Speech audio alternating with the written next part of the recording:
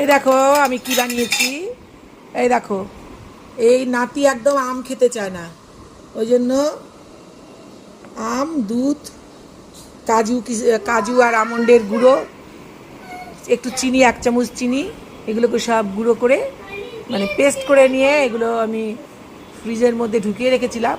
আর ওপরে কাজু আর আমন্ডের গুঁড়ো একটু ছিটিয়ে দিয়েছিলাম। এবার দেখি এটার কি অবস্থা। শোনা, এই যে দেখ তো,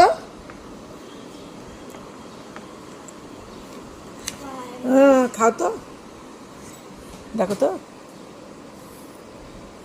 হ্যাঁ, আসো আসো আসো, তাহলে আমি খাই।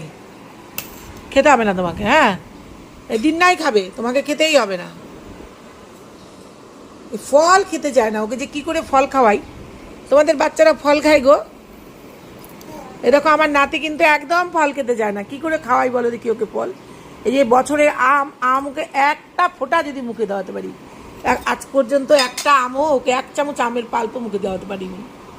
এই দেখো, শুধুমাত্র স্কুলে যেটুকুনি ওই আপেল বা কলা যদি স্কুলে দেওয়া হয় তাও মর্জি, খেলে খাবে, না খেলে নেই।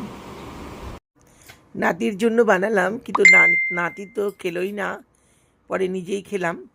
এ দেখো, এমনি দোকান থেকে যদি মাজা বা ফুটি কিনে নিয়ে এসে দাও, সেটা কিন্তু না নেই।